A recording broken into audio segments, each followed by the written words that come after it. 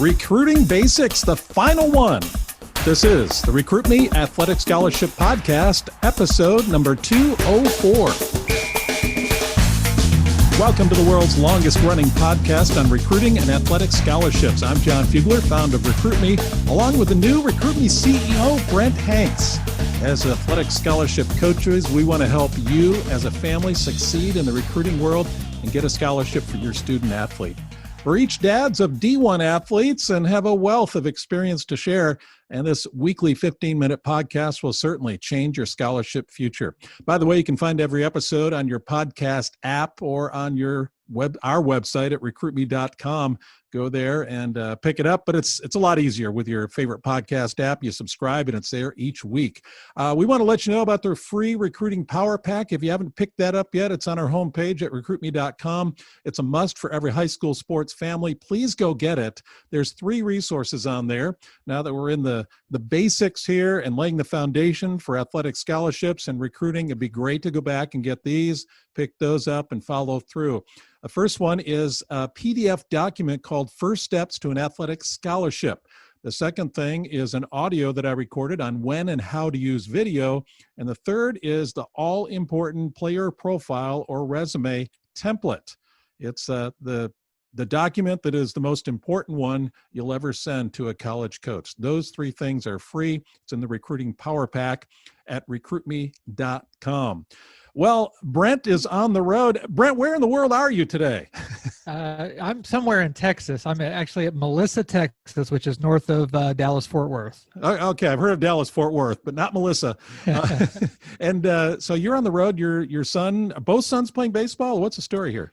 Parker, the older one, he's playing collegiate league back home, luckily, and he got to pitch Wednesday and Thursday and had a 2-inning win, and then had a 1-inning save on Thursday. So I missed the Thursday one because I was driving to Texas. And then Sutton is playing down here in a 5-tool tournament with his Midwest Nationals team, 16-year-olds. And he pitched 3 innings the first day, and then went 1 for 3 and almost made a great diving catch in the left field, and got a big turf burn on his forearm. That's great. That's great. So you're, as I've said to our Recruit Me families, you're in the thick of it, and you're working through it with your kids, and it's fantastic. So you got real life experience. We're going to talk about some of that today. We're recording this on a Saturday. We got you before you're heading back to the baseball field, and then it, of course, releases on Tuesday. So this is great, and I'm at my home in North Carolina, where it is sunny and hot and humid. Is it hot where you are in Texas today? It's not probably as hot as it normally is. So I'm sitting in a Hyatt place and just got off the golf course. So I on these road trips, I try to bring golf clubs, and I played at 8:00 this morning, and I'm ready for the day. Okay, fantastic. And we're talking about the Foundations for Athletic Scholarship Success. It's the Recruiting Basics series. We're in part 8 of 8. So we're taking this home, and I would encourage you, if you haven't listened to the other parts, go back and listen to those. Some of them or all of them would be ideal because they all are sequential. It's one after another, and they lead up to where we are on this episode. And where we are today is that last step, making the final school choice. I mean, you've done the work, whether it's 1 year, 2 years, 3 years, whatever it might be. You've done the work, and you have the reward of being able to make that choice. But how do you do that? Perhaps you've got 3 or 4 options, or maybe more than that, or even just 2. How do you choose between one and another? And the key to that is looking at it as objectively as possible, which I'll tell you is not easy. It's not. Brent, is this thing an objective thing or not? When is it hard? It's different for everybody. And there's some emotion in it, isn't there? Yes, yeah. Some highs, some lows. It really just like a athletic contest. And so when you're making the choice, when you're making your final school choice, there's emotion in that too. So what we've developed here at Recruit Me is what we call our report card, a school report card. And we've got a number of items and variables and factors that we're looking at. So you can see side by side, one program against another, one school against another. And just imagine a chart. Imagine an Excel chart when you've got, say, 6 columns. Maybe you got 6 schools that you're working with. So 6 vertical columns. And then we want to look at, on the horizontal list of things, certain items that will give you a way to score that school. For instance, here's one. You want to take a look at the net cost after all the financial aid, scholarships, whether it be athletic or academic. I mean, what's the bottom line? The school can be offering you a lot of money, but you might be paying twice as much as you would at school number 2. So get the bottom line. What is the net cost to you? If you know it at this point, which you should as you're making your final choice, or at least a ballpark, what's it going to cost? That's one important thing. Second thing is, what is the athletic scholarship offer? Is it room and board? Is it tuition, half tuition? Is there no offer? Maybe it's books and fees. I mean, a lot of variables in there. And you may say, well, if there's no scholarship offer, and I got another one that's offering just tuition, and the tuition one seems like it's a better deal. Well, it might be financially, but that's not the only issue. And that's why you have a report card. You're looking at a number of things. For instance, academic quality. Score that on an A through F basis. You're scouting the programs like they're scouting you, so score academic quality on an A to F basis. And then how about the academic match? Does the school have the programs, academic programs that your son or daughter is looking for, or something close? When I went into college at Minnesota and played there, I really wasn't quite sure what I wanted to major in. I probably should have known, but I did land with a major that was a good match. It's better if you know going in what those might be. It's not your final choice, but what is that academic match? Not only subject-wise and major-wise, but degree of difficulty as well. You want to be able to thrive, not just survive at that school. How about the quality of the program? Score that on an A to F. What is that? What is the quality? With Brent, your kids are playing baseball, and you were looking at that when Parker he's at Northwestern now, and you had to look at the quality of the program. That was a big deal for you, wasn't it? Yeah, not only the athletic program, but you're obviously doing most of this, because most of us aren't going to play professional baseball or basketball or hockey. You're looking at getting an education, and you hear a lot of coaches talk about use these 4 years to set yourself up for the next 40 years. So you're really looking at the school, need to look at it as if maybe, heaven forbid, something happens, you get hurt and you don't get to play anymore. Is that the school that you want to be at for your academics? Yeah. So you're looking at the quality of the academic and athletic program. So take a look at those. You need to know that. Score that on an A through F. And then the coaching staff. You really want to get to know as much as you can about the coaching staff, and how would you rate them on their quality, A through F. The coach's interest level in your son or daughter. Is the scholarship just a tip of the hat, or is this scholarship offer one where they're making a commitment and they really do have an interest in your son or daughter? So that's score that on an A through F. Potential for your improvement as an athlete. Are you going to get better by going there or not? And that ties in with the coaching. Are they good at teaching? Are they good at training and instructing? Are you going to be better? What's the potential for your improvement? A through F on that. And then what is your potential to start in a year or two? And again, A through F. You don't want to just sit. That's why it's important to go to the place that is the best fit. That is the ultimate. You want to be at the place with the best fit, and this report card helps you determine that. And then finally, what is your overall impression of the school? As you just think about it, what comes to mind? A through F, what is it? Is it a B plus? Is it a C? Is it an A minus? Is it A plus? Well, now you've got several factors here, from net cost to overall impression. You've got several factors here. You may want to add a couple more as well that you're scoring these programs on. Then you look at your chart and you see them side by side and things come into view. And that is really one of the key ways that you can determine your final school choice when you get offers that come your way. It won't make the decision for you. You still have to make the choice, but it'll help you organize your thoughts and priorities so the best decision becomes more obvious. That is the school report card, as we call it. You get that in the Recruit Me Athletic Scholarship System, which will help you walk through that and spend some time on developing that report card. But you can chart it out yourself, like I said, on an Excel spreadsheet. Brent, I wanted to come to you. Brent Hanks, the new CEO of Recruit Me for a little over a week now, a couple weeks. How does it feel? It feels good. Good. That's the right answer. Yes.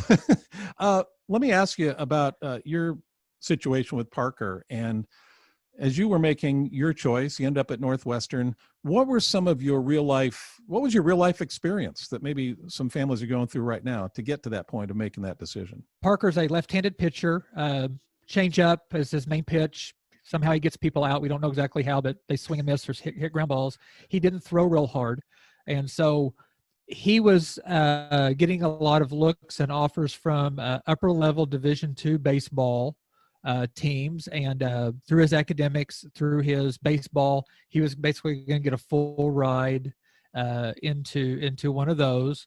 And we had it down to a couple of schools, pretty locally, because he kind of wanted to stay within 4 hours of home.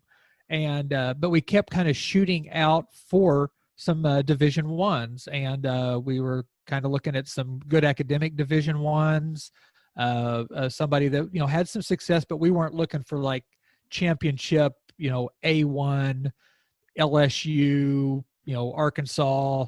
Even though we did look at Arkansas just a little bit, just for fun, but we didn't think that he could quite make it there. So we got to looking at Division I's, we came across Northwestern, and their pitching coach basically said, "We will get you from 83 miles an hour to 87 miles an hour.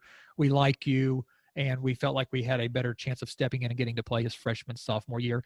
And then that was an off-the-chart type of education program for him, yeah, which what he was wanting to do. And so that kind of put it over the top. We had basically kind of made our own little handmade charts.